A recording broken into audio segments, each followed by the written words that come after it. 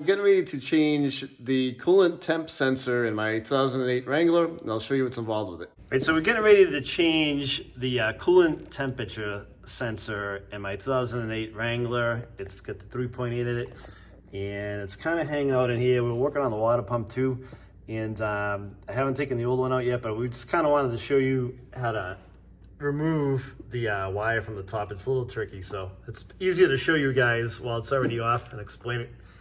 Go ahead, Steve. Okay, so we have a red locking tab here, and I'm just gonna pull the locking tab up like that, and then you have this black lever that you're supposed to push in on, and then you squeeze. Now it's hard to get with my fingernail, but it does come off like that. And it just, when you plug it in, when I took the one off the vehicle, I actually used this little 90-degree pick, and I pushed down on the tab and then slid it up. When it's in this position, I can actually squeeze it with my fingernail and slide it up.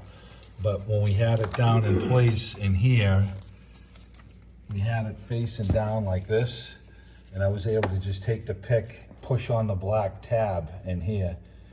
If Tony shows the top from the top view over here, Yep.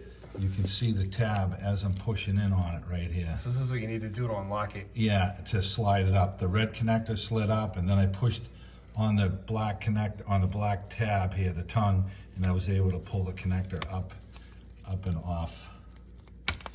And then it came right out. And then it slides right off. And it's a 3/4 wrench that'll unthread the sensor. Okay, we got the 3/4 wrench here. And we're gonna just unthread this thing. You could probably come in with a socket. I was just thinking the same thing. Yeah, if you have a deep socket, you might be able to come down from the top, right, Steve? Yeah, sometimes they hit the plastic flange because the square head of the socket that sometimes doesn't allow you to go all the way down. So the wrench works. Takes a little bit longer. And we'll get this thing unthreaded and we'll come back to you. So we were able to get the old temp sensor out with a socket, and I'm going to use that to put it back in. And there's some sealant on the new one, and I cleaned this area up. There's a lot of gunk on here, so I wiped it all up. I scraped it out a little bit. So you're going to want to catch the new sensor by hand.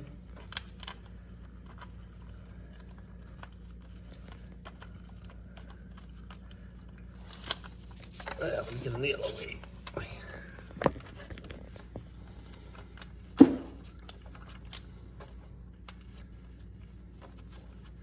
Here we go. Now it's starting to catch. Alright, so now I've got a 19mm socket. Deep. It's deep, so I'm going to slide it right over and get out of your way.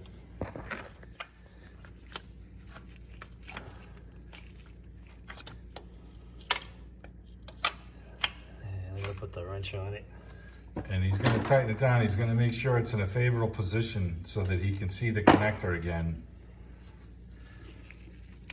Looking at the connector was kind of at 11 o'clock position.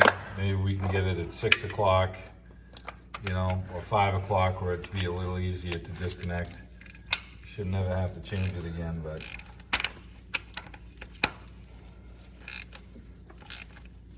then just put this in, get it snug, and not have to crank it down too much. And the circle deeper than that? All right, so he's gonna go a little more to get it around so we can get the sensor in the better spot.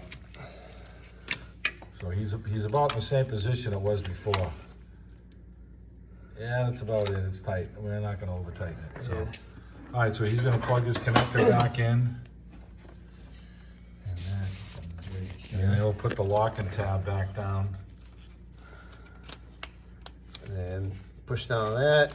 On the red connector, the red part. Yep, I pushed on that, snapped into place, you could hear it, and that's about it. Alrighty.